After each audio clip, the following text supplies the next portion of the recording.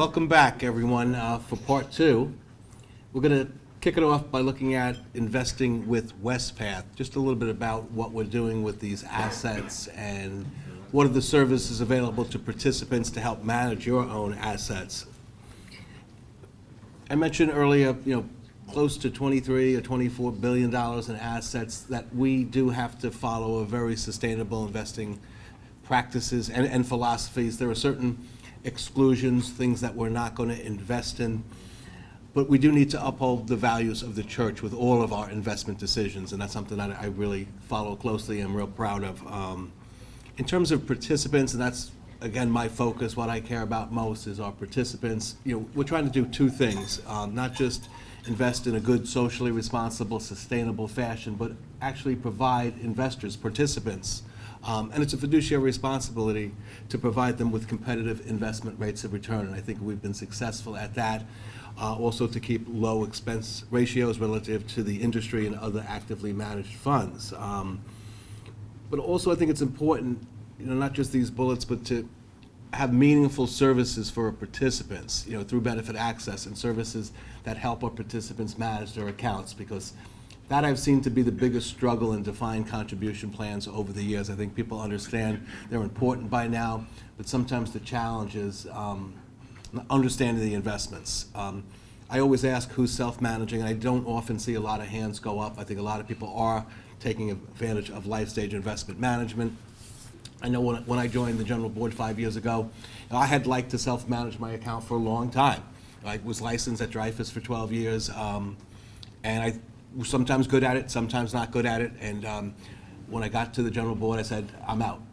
I want to use LifeStage. I want to set this on autopilot, take that burden, that responsibility away from the participant. And I think it's helped a lot of our participants. We do have a lot of information available through Wespath at our Benefit Access website. So if you are inclined to follow these investments in terms of the prices, these are daily valued funds every day. Every business day, they're updated. We do have detailed fund descriptions, and I like to look at the fund descriptions. I like to know what are some of the top holdings. I like to know what the investment management team is thinking. And those fund descriptions I find interesting because they'll always tell you what they did. They'll never tell you what they're going to do, which is kind of interesting. But I like to look at the different size companies in the fund, small, medium, large, how many different investment managers Wespath will hire to help manage some of these multi-billion-dollar portfolios. I like to identify the different sectors that they're investing in, and I like to follow what LifeStage is doing based upon a profile that I've given Wespath about my risk tolerance, benefit commencement date, eligibility for Social Security. So there's just a ton of information on our website, and I have been saying this for years. The day has come for you to register on benefit access. And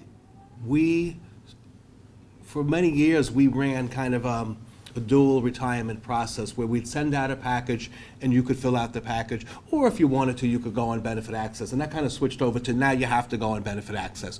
Why? Because it cuts down on mistakes. We would get, and at Wespath we count everything, and they would count how many of these packages they got back that were not valid. Things were missing, multiple elections were made, things weren't signed.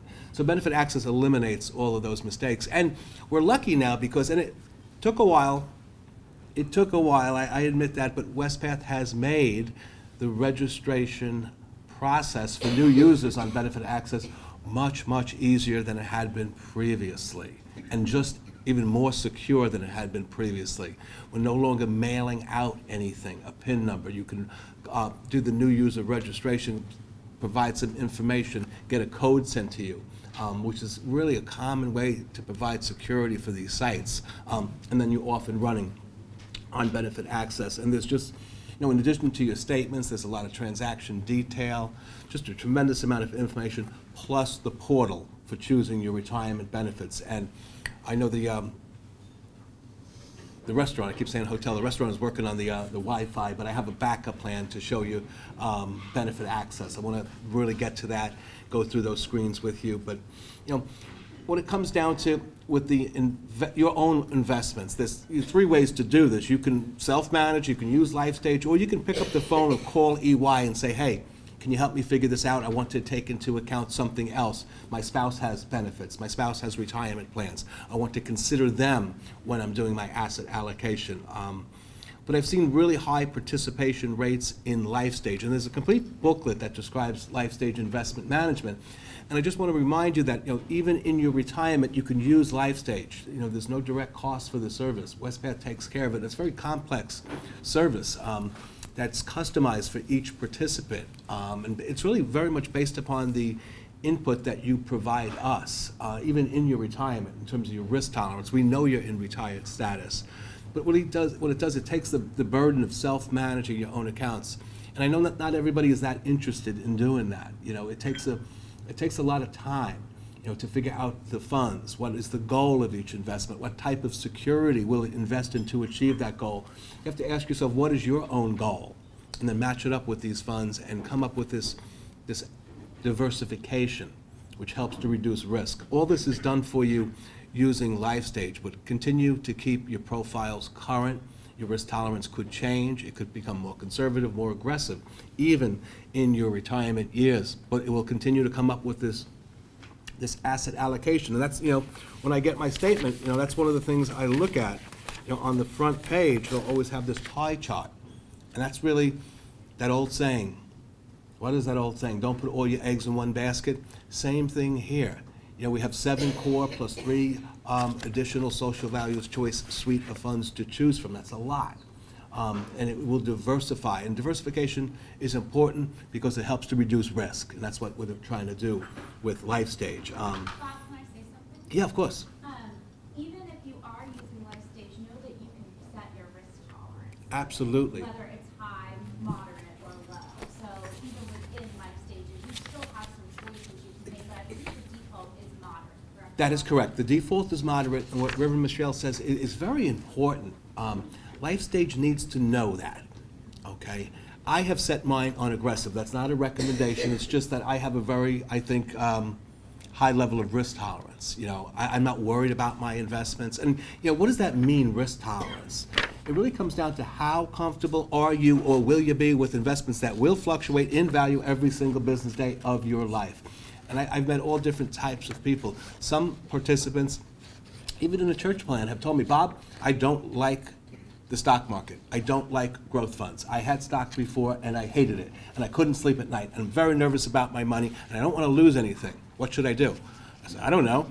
But it sounds like you're very conservative. Maybe you want to set your LifeStage profile on conservative. You're that worried about your money. On the other hand, I've met, corporate people and clergy that tell me, Bob, I get this. I want to be more aggressive. I want higher growth potential in my investments. I have a high threshold for pain. I can sleep at night. Fine. I'm not worried about getting my statement. What should I do? I say, Reverend, I don't know, but it sounds like you're aggressive. Maybe set this thing at aggressive. Maybe you're somewhere, and that is what Reverend Michelle had said is the default. Maybe you're somewhere in between those two extremes. Maybe set this at moderate. If you're still not sure, EY does have questionnaires on their website where you can help gauge what your risk tolerance is. But it's an important variable for LifeStage that it'll use to come up with these target allocations for you. Now, to make it more confusing, there's a second LifeStage service, and I wouldn't have minded if they called it something else, but they like the LifeStage suite of services, okay? But this one's quite different, and I think it's an important one because I've seen a lot of plans over the years, and they all tell you how much money you can put in, what are the investments. Nobody tells you how to get the money out like this. I haven't seen it, okay? What LifeStage retirement income, it's really just a calculation service for you. And the way I like to describe it, what LifeStage retirement income is doing is looking at your consolidated DC account balances. And it's trying to get them to act like and think like a defined benefit plan. Why is it doing this? Why is it doing it? Because it wants it to last. Why? Well, I've seen this firsthand. Not so much in a church plan, but definitely in corporate plans. I've seen participants, when they get to retirement, they don't fully understand the difference between a defined benefit lifetime plan and a defined contribution account balance, which might not last your lifetime. And I've seen participants race through this money at retirement. I've seen guys and girls say, I'm gonna buy a motorcycle, I'm getting that hot tub, I'm going to Hawaii, I'm taking out my 401k money. This is great. I've seen participants tell me, hey, Bob, you talk about a monthly check? You put me down for $1,000 a month. I say, really, $1,000 a month? Good for you. You have $50,000. What's the problem? I said, it's not gonna last you that long. It's gonna last about 4 years, then it's gone. What? What should I do? What you should do is take out less or wait, because it's going to be gone. So that's not a good tendency to take it out too fast. I think we would agree. No one's replacing it. The other tendency I've seen I don't like either, people take it out too slow, okay? These plans are designed to provide you with retirement income, not necessarily designed to provide inheritance to your children. And I do fully understand, in the event of a disabled child, that might be your intent, but that's not how the plans are designed in general. Okay? So I've seen people that really, especially in their later years, they will max out, and the limits are high. You know, for this year, it's $25,000, $19,000 regular, $6,000 catch-up, a lot of money. I've seen people make sacrifices, put in a lot of money, have substantial balances, and when they get to retirement, they do nothing. They sit, and do nothing. And the money's still earning, still growing.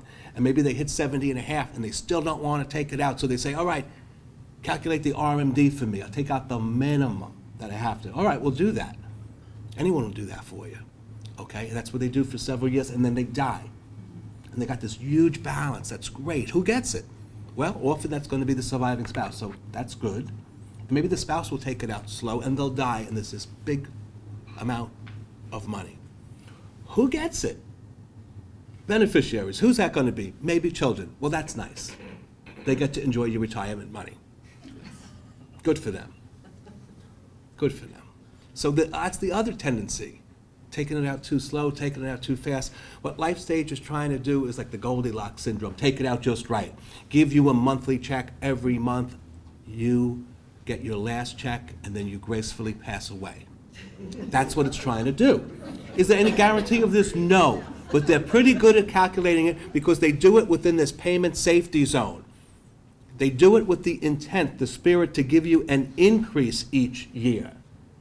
They want to, it's sophisticated. It wants it not only to think like a defined benefit plan, but it wants it to think like a defined benefit plan with a COLA. Okay? Is there a guarantee it can do that? No. But because it sets it within these payment safety zone, it's able to do that and make adjustments. And you get notified every November, hey, beginning January 1, this is going to be your adjusted amount for next year going forward. And this service, and I'm not a salesman trying to sell it to you, but I just happen to like it because it helps clergy, helps them figure out how much to take out.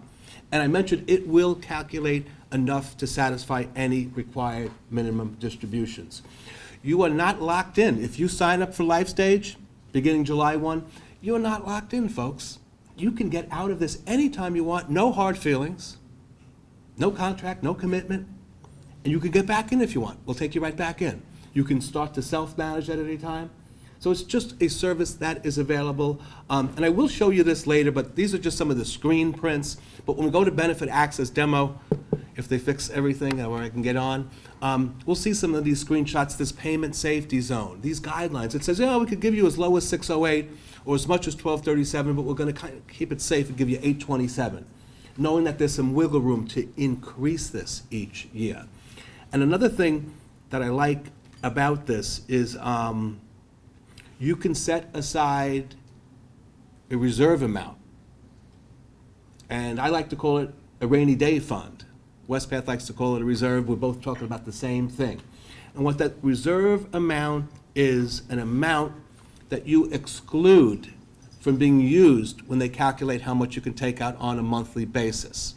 Now here on this screen, you do see, and I'll show it to you later again, where you have that option to just to drop your, and I know it's not in focus, but that 35% rollover, that 35% not annuitized part of ministerial pension plan right into UMPIP. That consolidation is necessary to do LifeStage. But you see on the next screen, and I don't really like it, and I voiced my displeasure, I don't like calling it a SAFE, the reserve fund, because a SAFE to me implies it's not invested, it's not doing anything. it's still that reserve amount, up to 20% of your consolidated balances that are not included in the calculation are still invested. But what's important about the reserve is if you have an emergency, and in North Carolina last week, there was a retired couple. He was the clergy, she was the spouse, and they talked about their experiences in retirement, and they said almost every month something comes up unexpected for them. They hit a bad streak. I said, well, wow, that's a perfect advertisement for the reserve fund, because if something comes up, like these unexpected expenses, you can take it out of the reserve. And what's the important part of that? It doesn't impact that monthly direct deposit you've come to expect, because that reserve amount was never included in the calculation to begin with. Does that make sense? So this is also described in that booklet about the LifeStage Solution Suite, the investment management and the retirement income, both called LifeStage, both there to help you. These are just some reasons to consider the reserve amount. Those unexpected emergencies really does kind of provide a hedge against inflation and really extends the time and the amount of money that you can receive on an ongoing basis. Let's talk housing allowance exclusion. And this is a really important topic, one I feel very strongly about. I'm not clergy, I mentioned that. I'm a big advocate, and Wespath is in this fight with you every step of the way, and with other denominations as well. This is not just for Methodist clergy. This is enjoyed by other denominations as well as a tax break. It's important. We know it's been challenged. We know it's been upheld. And we know that in your folders there is, or should be, a housing allowance exclusion worksheet, which is currently being updated by Wespath, because we're going to make it even better, but it's a good starting point. EY's financial planning website, which I'll talk about, has a real good worksheet as well. What is this we're talking about? The housing allowance. Think about it in your retired relationship with the annual conference, this housing allowance exclusion. Best way to describe it, it's a tax break for retired clergy. That's good. You're going to receive income from Wespath. We've talked about that all morning. Income, money, monthly direct deposits coming from Wespath. What plan, Bob? Well, it doesn't matter what plan. That makes it easy. It's money. So it could be you're getting that 65% of MPP monthly. You've started that right from out of the gate. Maybe you're taking some LifeStage retirement income action from your DC consolidated account balances. You're getting CRIS. You're getting pre-82. It doesn't matter. You're getting money. Some of that, maybe all of it, can be excluded from taxation. That's a good thing, right? How much? Well, I don't know. It depends. It depends.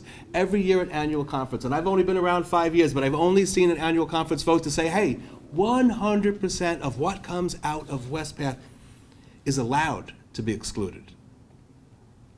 Doesn't mean it will be, but it's allowed to be. But you have to really come up with 3 different, they say considerations, I call them 3 different numbers. And once you've come up with the 3 numbers, it's easy, your work is done. But it's the challenge is coming up with those numbers. The first one is the easiest, I think. What is the amount designated as a housing allowance? What's 100% of what comes out of Wespath?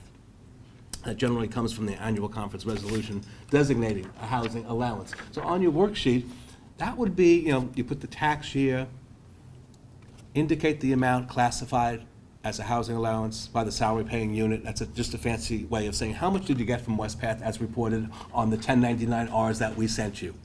So you put that amount. I'll make up an even number. The clergy person from these different plans is getting $2,000 a month. We'll do the math, $24,000 for the year. That's the first consideration. Excellent. We can move on. And before we move on to the second bullet, what is the amount actually expended on housing cost? It can be, and I'm often asked, well, Bob, I'm going to live on a boat. I'm going to have a condo, a co-op, a trailer, RV, single-family house, lake house.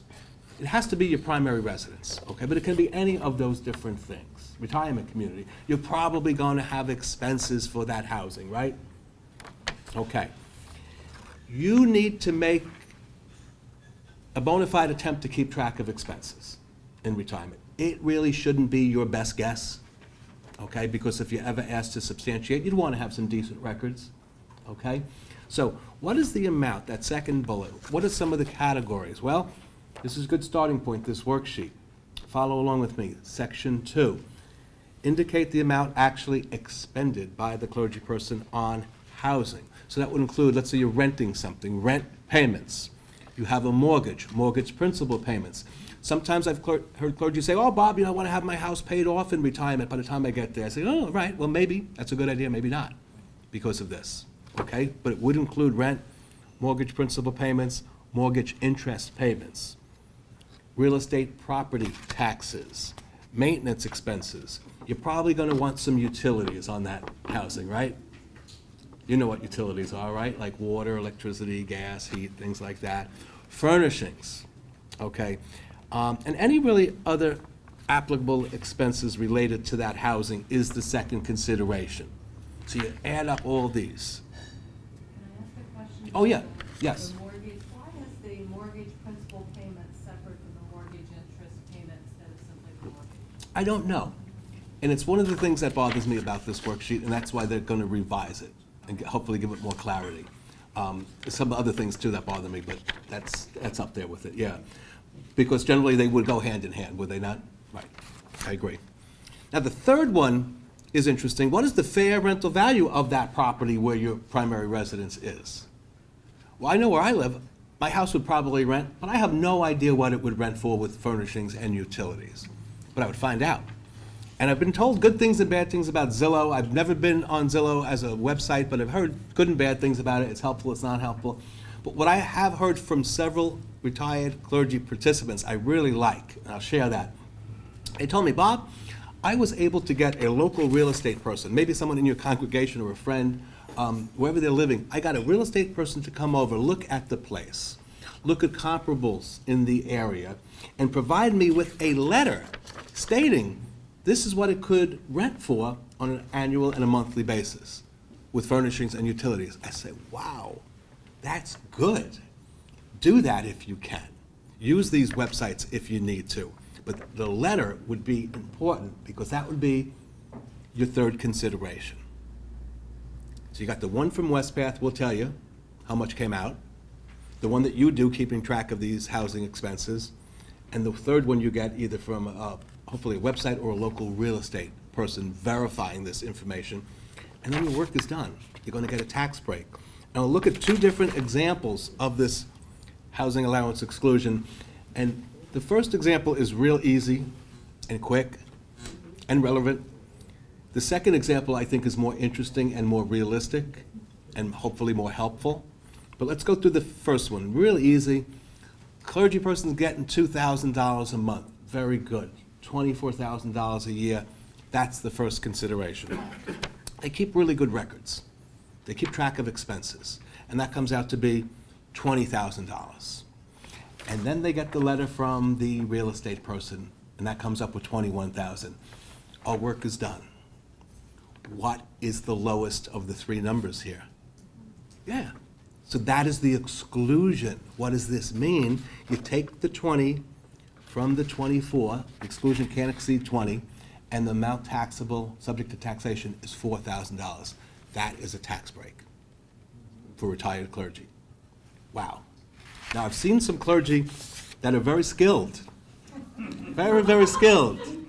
And I used to say manipulative, but they're not. They're taking advantage of a break that's there. This is good. And they can kind of manage this very effectively, I'll say it in a nicer way, to kind of reduce their tax burden. I'm all for that. All for that. Well done, I say.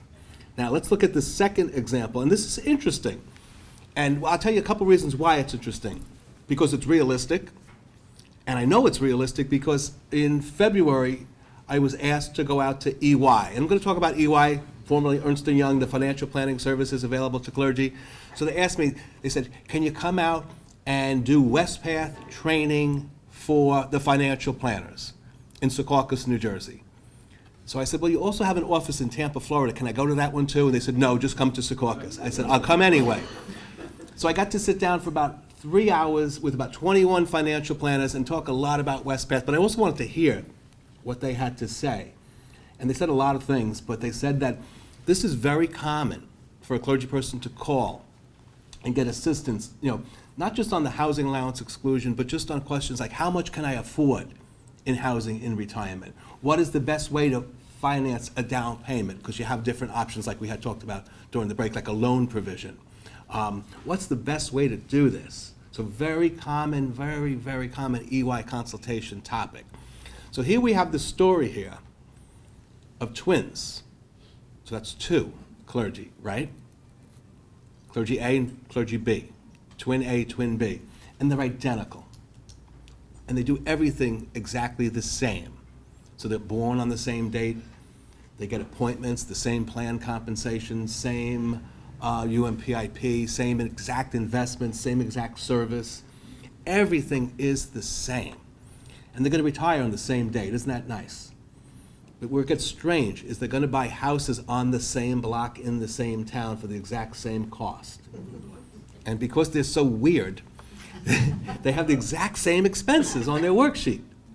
Okay, but where they differ is how they're gonna go about that down payment for that identical property. And they both come to a seminar, and they both listen, but they hear different things. And twin A says, oh yeah, the guy from Wespath said I could take a partial distribution from my DC balances. And I did say that. And they did that. They said, I'm gonna take out $40,000 as that down payment. And clergy twin B, who really listened as well as the twin, said, yeah, but he also said there's other options, like getting a mortgage is not a bad thing, or taking out a loan, which you are allowed to do from your balances, even in retirement. And that's different, because it wasn't always the case. When I started, used to be a rule that said, oh, retirees can't borrow anymore. That ability goes away. Well, that changed. And now a retiree can even initiate a loan. So what clergy twin B does is maybe they took out a loan, maybe they had a mortgage, it doesn't matter, but they didn't take out a distribution from Wespath. So when you're looking at it and you say, wow, it is strange because they both had the same exact expenses, same exact fair rental value, which you would expect for identical properties. But what's very different here in this year is that the tax burden, the one who added that $40,000 distribution, the amount they have subject to taxation is $37,600, and clergy, example twin B, the amount subject to taxation is $0. So the moral of the story is there's different ways to slice this. Look at those different alternatives. Some might be better than others. And I'm not saying, paying taxes is not the worst thing in the world. Getting a home that you're comfortable with and happy with is more important to me. But just think about that there are different ways to get to the same result. Does that make sense? Excellent. Now, that's just the I have worksheet. a question about that. Yeah. I was always under the assumption that if you can at all, to pay off your mortgage. That was just my ingrained mindset there. Yep. And what I hear you saying, sometimes having a mortgage is not a bad thing if it's gonna be something about taxation and everything else. Yeah, it might, because, if you've paid off your mortgage and you're using the worksheet, then that number is gonna come up lighter or lower. And then the exclusion will be lower because of that. And, I understand, and I am a big fan of being debt-free, okay? I like that, and I understand that mentality. You say, I really want to have my house paid off, but it might not be the best thing. It might not be a bad thing to have some type of a mortgage because of the housing allowance, because if you force that, you're still going to have expenses. Right. Absent of the mortgage, you're still going to have the other things, furnishings, utilities, maintenance on that primary residence. But you're losing out. And it might end up being to your advantage to have that mortgage because of the housing allowance exclusion. That's exactly the kind of thinking you want to do. This is available to the retired clergy person, does not continue to the surviving spouse unless they happen to be a clergy couple, like Reverend Steve. Yes? I have a question on the fair market value rental Yes. agreement. If you're renting something and we're paying a rental like each month, you don't need that fair value rent, that fair value rental agreement or contract, because this is what they're gonna ask to rent and that's what you're gonna pay. Yeah, but you still want to include utilities. Oh, well, I understand Yeah. that, but we don't have to go out and get a separate. You wouldn't need a letter saying this is what you're paying if you know what you're actually If we know paying. what we're paying, right. Exactly right. I would agree with that, sure. Now, on the back of the worksheet is a note. And it's suggested, recommended that you include some type of note when you file your taxes. Whether you file like I do with TurboTax, or you file manually, or you have an accountant, tax person, whomever. We suggest you attach a note, and we give you the note, but you can certainly modify it any way you want. But it's on the second to last paragraph, it's somewhat in the middle. And just words to this effect, it doesn't have to be word for word, but close. You know, I received $24,000 from Wespath, the United Methodist Church Benefit Board, last year, as reported on the attached 1099-Rs, which we will send you, indicating how much was taken out. I did not include, I'll use the example, $20,000 of this amount online, and it's not 16B anymore, because it has been excluded under the provisions of Section 107 of the Internal Revenue Code as a housing allowance exclusion.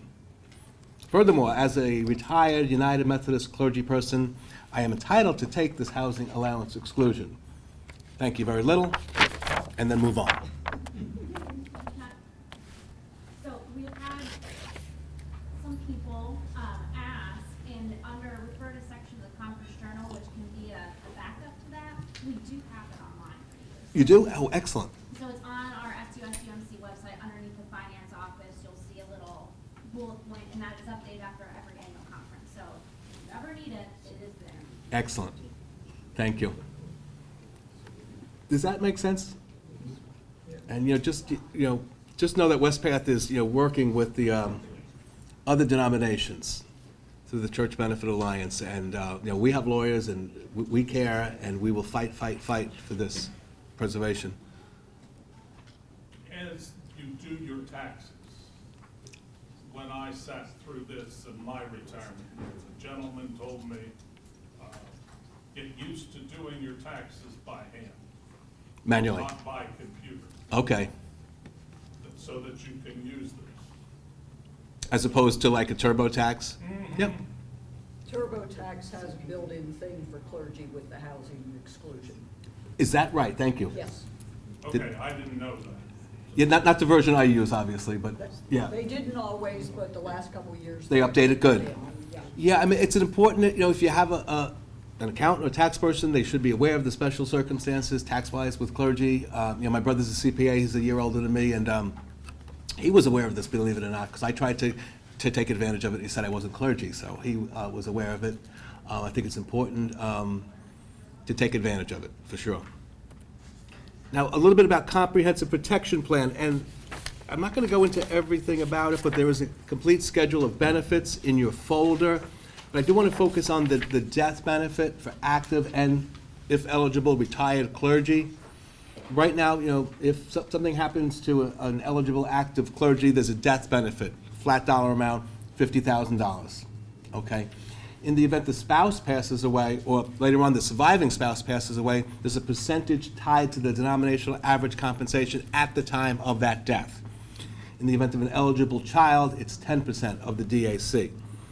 Now, in order to receive this death benefit to continue in retirement, you have to be eligible. Eligibility could be 25 years of total CPP participation, or for those retiring 2019 CPP in 12 of the last 15 years. And then you'd be eligible for death benefit, same thing, different schedule, but same clergy, spouse, surviving spouse, eligible child. And these, you can see, are flat dollar amounts. Beneficiary designations. I mentioned this a couple of times, cash balances, there's going to be a payment in the event you die. We're going to look at the beneficiary designation form. You always want to keep this current, and I'm going to stress this tomorrow when we do the other groups too. Update this. Keep it current. Let us know. Maybe your situation changed. Maybe you got married, maybe you got divorced, maybe you had a child, maybe you adopted a child. Always keep it current. Typically, the spouse is going to be 100% sole and primary beneficiary. That's pretty standard. And then for contingent or secondary, that's often going to be children. It doesn't have to be, but often it is. It could be an estate or a charity as contingent. What that means, if something happens to you and the primary at the same time, you both die together, it goes to the contingent or secondary beneficiary. So It's very easy to keep these current through benefit access, and the clergy that I've talked to over the years, they often have it right, which I'm happy to see. They'll have the spouse, and that's good. They'll have the kids listed as contingent, and that's good. But often I see the addresses are not correct for the kids. They tend to move, and sometimes the parents don't always update the addresses. We will find them, but it's always good to keep that current if you can through benefitaccess.org. Bob, can you back me up 2 or 3 slides to eligibility? Yes. So Friends, for several years, CPP eligible means that you were full-time, so please keep that in mind. And so Yep. we did change that to incorporate 3/4 time, but not to be within 12 of the last 15 years, if you've been less than full-time for most of your ministry. So just so we're all on the same page. Yep. And that's something you can always verify with Wespath too, the eligibility. All right, great. Now, a little bit about EY. There is a complete booklet in your folders about EY. Has anybody ever called EY or gone on their website? A lot of you have. Excellent. Yep. There's a lot of good things going on with EY. I mentioned I was out there doing some training. What I really like about EY is that it doesn't cost clergy anything to use this service. Sometimes people will say, oh, Bob, I have a financial planner. I say, great, you have 2. This one doesn't cost you anything. Get a second opinion. I don't want you to think that EY is only limited to Wespath or retirement topics. Not the case. Anything financial, anything, including your spouse and your spouse's finances, your spouse's retirement benefits, estate planning. It's not limited to Wespath topics. 2 things I'll point out. I mentioned I'm not really fond of salespeople, financial salespeople. EY is not trying to ever sell you anything. They have nothing to sell. There's no products, no insurance, investments, annuities. They have a service to provide, and that is what they are compensated for. Don't think that because we don't pay EY that they're nice people that do this for us because we're a church plan. No, Wespath pays them a lot of money. They put a lot of effort into this. There's not a lot of providers that are in this line of business. There are several, and we put it out to bid to do our due diligence, and EY came back the best by far. And we've had this relationship for about 10 years. It's objective. And I like the fact that it's confidential. That means if anybody calls up and says, hey, I'm thinking of retiring, but no one knows, it stays there. They won't tell Wespath. At Wespath, we do like to count everything, so they will tell us how many people called, how many people went on their website, what were the different types of topics they're helping our participants with, but they are extremely confidential. I'll just tell you a quick story. When I went out there to Secaucus to do that training I talked about, I kind of set a trap for them, and I said to some high-level people there that were setting up this training, and I said, wouldn't it be nice, wouldn't it be great if while Bob is out there, Bob could listen in on some phone calls for several hours to hear what the participants are saying, and I'll get a good sense for what's going on with our participants. Wouldn't that be fun? And they didn't fall for it. They said, no, Bob, that wouldn't be a good idea because this is confidential and you are well aware of that. I said, well done, EY, because if they had said, oh yeah, we'll set that up from 12 to 2 and you can listen to calls, they would have been in big trouble. So they did not fall for the trap because it is truly confidential. So anything you share with them doesn't go anywhere. Doesn't go to Wespath, doesn't go to annual conference, your DS, your bishop, anybody. That's between you and them. And I think that's a good comfort. No need to enroll. You can continue to use EY as long as you have a balance of at least $10,000. You can maintain your contact with EY, use the same financial planners. And, it's just, again, it's on any topics. Like, someone had told me just recently they weren't sure what the best option was to either buy or lease a car. So EY can help you do an analysis of just practical things like that. That down payment for the house is a very common topic. And I also am a fan of their website, and we've done some training on this. And this is also available to you at no cost, and it is a very comprehensive website with a lot of calculators and worksheets, and they do have webinars. As a matter of fact, up here it actually has, when I did the screen print, I know it's kind of hard to see, but they talk about this webinar, which was in November, about refinancing student loans. So just real practical, good information they have. Their website is broken down into 4 major sections: learning, evaluating, planning, and different life events. And each one of these has many subtopics. So it's just a terrific resource that's available to our participants. Now let's start to talk about the retirement process, benefit payments. When will you get the payments? When will you receive the money? The initial benefit processing takes a little bit of extra time. As you can imagine, a lot is going on at Wespath upon the close of business June 30th. Okay. Last I checked, it probably went up a little bit, but it was over 900 retirees this July 1. So that's a lot. So you can imagine, millions and millions of dollars of MPP money has to be annuitized, okay, converted to a lifetime benefit. Banking information for over 900 people has to be set up, verified, confirmed. Just a lot goes on. So the initial benefit payment is going to be usually around the third business day of the month, and it has to be a direct deposit, okay? We just can't mail checks anymore. Not because of the postage, but because of the security issues. Direct deposit is safer, it's secure, you're probably comfortable with it, no one's stealing your direct deposit, but checks still disappear and get forged, and we can't allow that to happen. Once you are set up on Serve going forward, it's like clockwork, money in the bank. Everything is set up. 2 different payments, okay? Think about your lifetime payments, those one that last forever. That's going to be one direct deposit, first business day of the month, available as cash. And then the cash installments are deposited separately on either the second or third business day of the month in the bank. 2 separate deposits. You can always change your banking information. It's very easy to do. Initially, when you set it up, it can be going into different banks, different deposits if you want, or one. But Benefit Access is the portal. I mentioned that the registration process is a lot easier. Has anybody already been on Benefit Access and looked at this? Some of you have, great. Excellent, that's a great head start. There's still a lot of different tools and resources available on Benefit Access. If you haven't registered, I do have some of the screens here. You just click on New User Registration, provide some very basic information, which you should have if it's really you. And then you're going to get this ability to send a code to your primary phone. You have that with you. You get that, you enter the code, and you are in business. And this is so different than the way it used to be. You used to do this, and then you'd wait. You'd wait. And it was just not a great process, okay? So we have fixed that and made it a lot easier. Now, what I'm going to try to do, we're going to take, just don't get up or leave.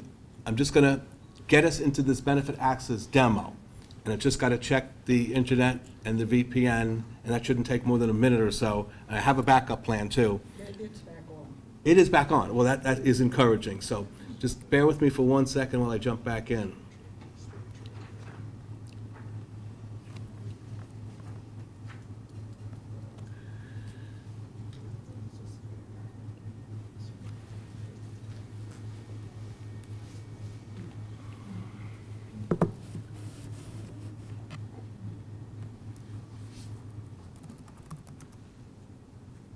Yes, okay, that's good. Now, the second thing I got to do, which shouldn't be a problem, is I got to get into the virtual private network. This is going into the vault at Wespath because this is a very secure, even though it's a demo website, it is extremely secure.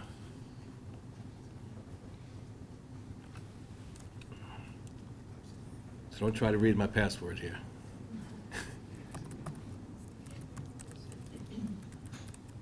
And very similar to setting up the new user registration, I get a code, I put that in, I say accept. It sends a message back here, and it knows it's me. Or someone's got my laptop and my phone and the code. So the next thing I need to do is go to my Benefit Access cheat sheet. And just like a participant, it should bring me to a log-on screen, and it has. Now, when they built this, and I asked for this several years ago, I said, we need a demonstration site, we've got to show the people how to do this. They were very willing to do it, but programmers are a different breed, aren't they? They built it with 21 different participant types. I said, really, 21? That sounds great. I only need one. I want a clergy that has every benefit possible. Okay, I want pre-82, MPP, CRSP, DBDC, and UMPIP. You say, oh, really? Okay, you got that. I got like 4 different clergy like that. So I'm going to go to my favorite. I call him Reverend Clergy 5, which is one of our participant examples. So I'm just going to log him in.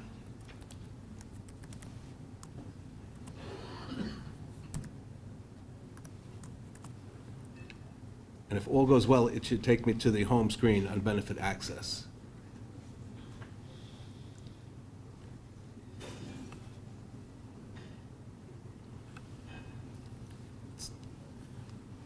Okay, good, success. I'm just going to make this a little view a little better. We'll go full screen. All right, I'll just bring that down a little bit. All right, can you see that? What makes you different, what makes you special is that you're on the intends to retire list, ITR. You've notified your conference, they've notified Wespath. Hopefully you received a folder with some information. Congratulations. Go on benefit access, pick out your benefits. Now, what used to not be here, that is here now, is that green review button. Everybody see that green review button? That makes you different. If you're not retiring, you don't have that green review button. So when they built this, I said, can't you make that green review button a little bit bigger? Like maybe put it over here and make it really big so they can see it? No, Bob, it has to be over there, it has to be very small. I said, okay, that's fine. So what you do when you go in, and what some people will do, they'll get to this point and then they'll pick up the phone and call our retirement team. Okay, maybe you have an idea of what you want to do. You would click on the green review button. That's that magic portal to bring you into your retirement benefits.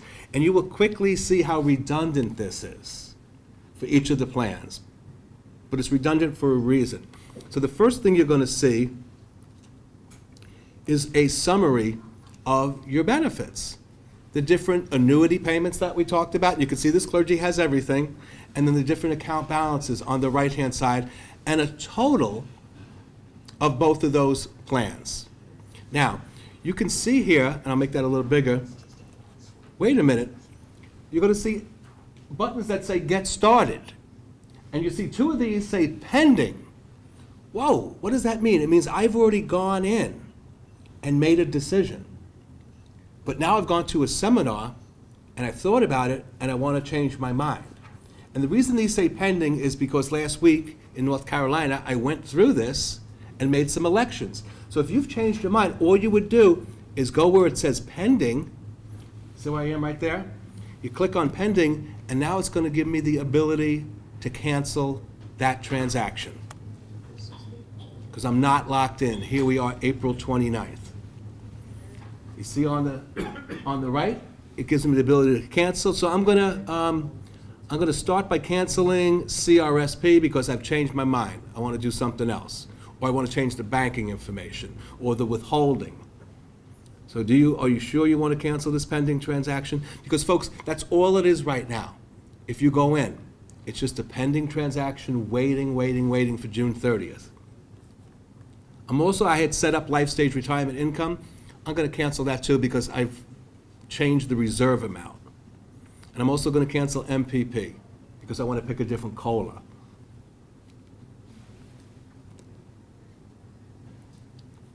So here goes MPP. And then when we go back, you'll see it'll say Get Started for each of those 3 plans. Are you sure you want to cancel? I'll say yes. Now this demo site pretty much mirrors exactly what you're going to see. One difference is that when you make an election, it'll send you out an email confirming what you've done. And I did this live with someone, a participant last week, and it took about, we were talking about the different plans. It was a participant and spouse, and we saw shortly thereafter that the participant had received 3 different emails, about 15, 16 minutes apart for each of the plans we went through, so I thought that was pretty neat. I don't get those emails, so it was a learning experience for me. I'm just going to go back home. If you ever get confused, just go to home. It'll take you right back to the green review button. And now you're going to see all the plans are going to say, Get Started. And I'm going to take you through maybe 1, maybe 2, and definitely LifeStage retirement income. So I always like to start with CRISP. And again, the 2 different components, the DB and DC, think about the DB stuff first. That's the tougher choices. On the bottom, we will get to the account balances, which is fairly easy, or do nothing at the time. That's fine. But let's look at CRSP. And for every one of these plans, it's going to repeat the same questions. When do you want to start this? July 1. Continue.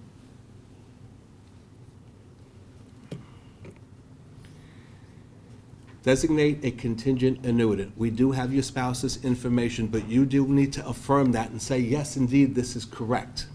So I'm going to check the box that says, I verify that the above information regarding my spouse, Janice, ITR, is correct. You can check that, or you can go down here and say, I elect to designate someone other than my spouse as my contingent annuitant. And that's where the fun will start. Okay, I'm going to keep it with the spouse right there, but it's going to ask you this for every plan, like your spouse changed in the next 10 minutes? No, but you have to affirm it again for each of the plans. And the next screen should be asking to verify you. I might get, no, it didn't. Sometimes I get a security question, which you might experience too. If you've loaded this with security questions, they might come up to make sure it's you. It gets a little suspicious that it's probably going to get, because I'm in Susquehanna, they're going to say, where are you? And ask me to verify, but not yet. So here you see, we talked about the two different periods of service for CRSPDB. You can make different elections for those different periods of service. It's going to be pre-populated if you have a spouse for life in 70. And then on the bottom, I'll point that out, it's going to be pre-populated with a 2% COLA. You don't have to take the default, and I'm not going to. I'm going to say, no, what? I want to do life in 85, and I want to do life in 85. And here's the interesting part. You see those numbers? When I change the COLA, you'll see the numbers change. And I think that's what's interesting. So I'm going to change it to 3% COLA for no particular reason, and then I'm going to click Continue.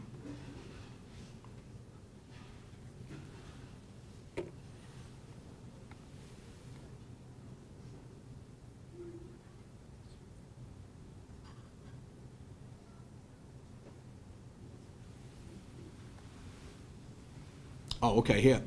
Now it's getting a little concerned if it's really me. Confirm your identity. We require a higher level of security to complete this request. For your protection, we need to confirm your identity. So, what was the last name of your favorite elementary school teacher? Well, I don't really have any favorites, and it was a nun. I know it was Sister Smith, according to the IT guys. It was Sister Smith, and she was wonderful when she wasn't hitting the children. But she was terrific. Very memorable. Okay, so it's still a little unsure. Now, this is where the IT guys really, you wonder what they're drinking at lunch. What is your mother's birthday? Well, apparently Mom was a young mom born in January of 2000. How could my mom be younger than me? I guess it's possible. So I'm just going to go along with this and say, now it should trust me after 2 security questions. Okay, yeah. Now it wants you to identify, and you'll see it's going to check this. You got to put in the last 4 digits of your Social Security, which mine happens to be, and you'll see the green there, 1, 2, 3, 4. It matches the information on file, so I'm happy about that. Then you have the withholding section. So you kind of have to indicate here, and you don't have to, like we said, mandatory on partial or full distributions, 20%, RMDs, 10%. For your monthly payments, you don't have to have anything withheld, but you can. So if you want to, you could put your marital status, a number of allowances, and an additional dollar amount if you want that withheld. Or you can check the box, check here, if you do not want any withholding, you'd want to put your state. You have state taxes in Pennsylvania? No. Good for you. Not a pension. Not a Good. pension. Well done. So I'm going to say, I do not want to have, I'm going to put Pennsylvania, and I'm going to click Continue. And again, I think I mentioned, this is something you can change next year. If it doesn't work out, you can always increase or decrease your allowances or the additional dollar amount withheld. Okay, now this is good. The banking information is in there, okay? You don't have to have the same bank for each direct deposit, but you can, and most people do. If you move and change banks, you can always update your banking information later on. And this is something that I think they updated, because a participant told me that they didn't have to enter the banking information for every plan. They could change it, but they didn't have to enter it. And I said, well, that's good, because most folks, I think, are going to the same bank. So the important things, obviously, the name of the bank is optional, not optional, mandatory. The phone number for the bank is optional. If you have it, great, put it. If you don't, it'll let you continue. But the account type is very important. You got to check either checking or savings. The bank transit routing number, that's critical, and the account number is critical. And if you have that information, you enter it and click continue. And you can kind of follow along on these steps here. It starts with benefit commencement date, contingent annuitant, form of benefit, what your elections are, tax withholding information, direct deposit information, and then we're up to the last step, verify. So you want to look at this. You can print this, okay? It really is just a summary of what we just went through.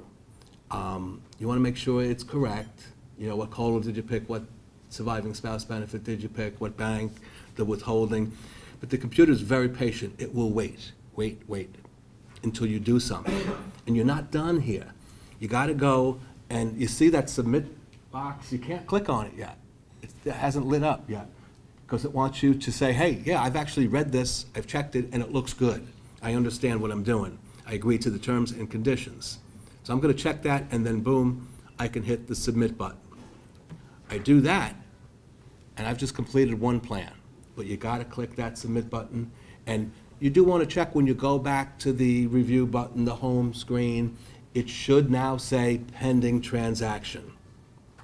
I'm going to go back to review, and we should see pending transaction.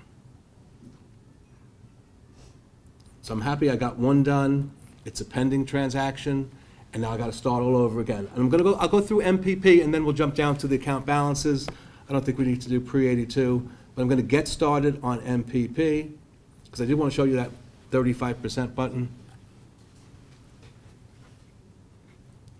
Okay, here it is, MPP. For some of you, this might be a substantial balance. It's got the balance. What part is going to be annuitized?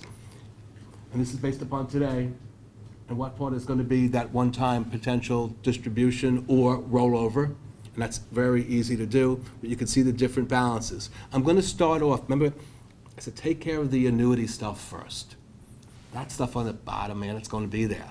Take care of the top part, so I'm going to get started where it says MPP annuity. It's got that 65% calculated for you. You click on get started, and it gets the same redundancy. When do you want to start it? And this, is, of course, is assuming you do want to start it July 1. The next thing should be the contingent annuitant, and the spouse has not changed since I was here, so I'm going to verify the above information is correct and click continue, and we'll go to the form of benefit now. Those different annuity and COLA choices. And there they are. It's going to again be pre-populated with 2% COLA, but you can change it, and life in 70. So I'm going to say, again, for no particular reason, life at 85. But here I do want to show you the COLAs. Like you look at those numbers, and you say, fine, they look nice.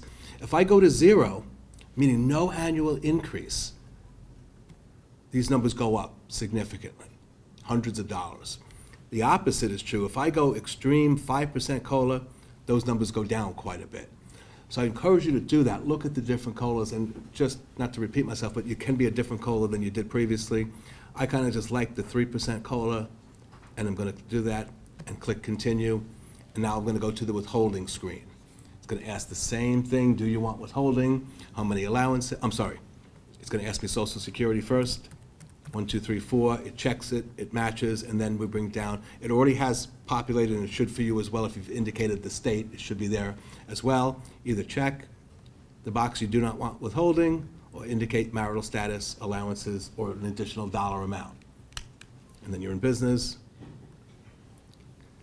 Banking information, again, it should be populated what you already put, and for me it is. I look at that, it's still gonna be Chase, same checking account, and now we're gonna go up to the verify screen. So once you get the hang of it, I think it goes kind of quickly. I verify everything, I'm gonna print this page, but again, I have to click the box that I've read and agree. And then I am good to submit. Same thing, it's gonna be a pending transaction. You can go back in and cancel if you're not sure. And I had some people last week that, they did go back in and cancel. They kind of did give it some more thought and made some changes, and that's perfectly fine. And then that green review button would just loop you back. We'll see 2 pending transactions now. And then I think it would be fun if we just did something with the cash account balances too. Again, you don't need to get this money out, but you might need to. You might want to, and some people do, set up LifeStage retirement income right from the get-go. They want to get some money. They got to replace that check that's going away. So I'm going to say, account balances, sign up for LifeStage retirement income.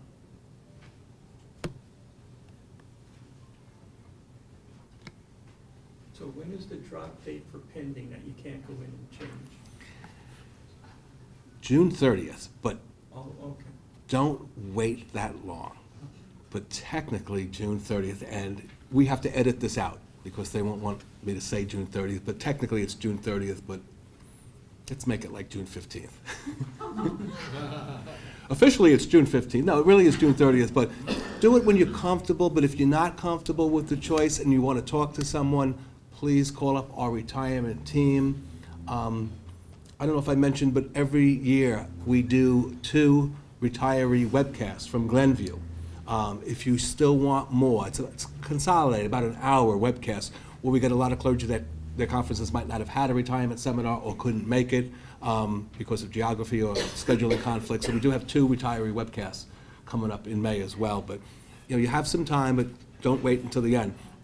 So here are the steps for LifeStage retirement income. It's very easy.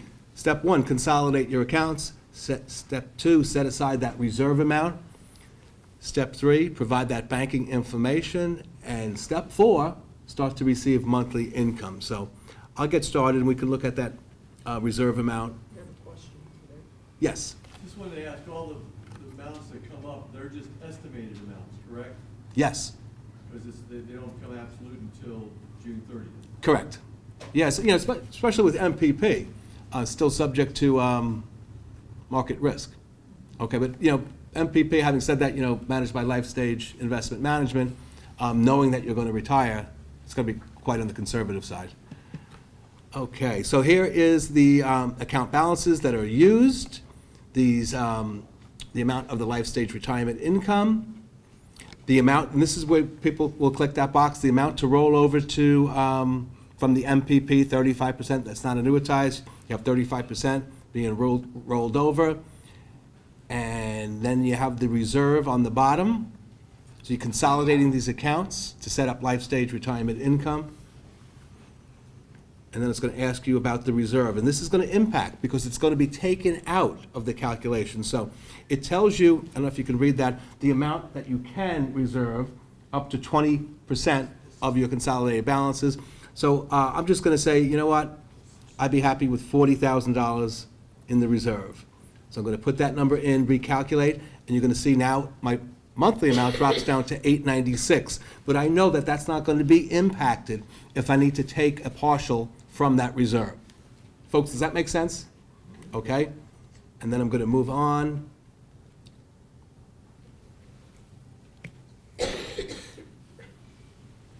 When do I want this to start? Just like the other ones, I really need income right from July 1. And again, you're not locked in for any extended period of time. You can self-manage this at any point. 1, 2, 3, 4. I'm just verifying the SOCH again. That looks good. Same thing about withholding. I'm just going to check to keep this moving, check not to have any withholding. Every plan, whether it's cash or lifetime income, is going to ask you these questions. Same banking information.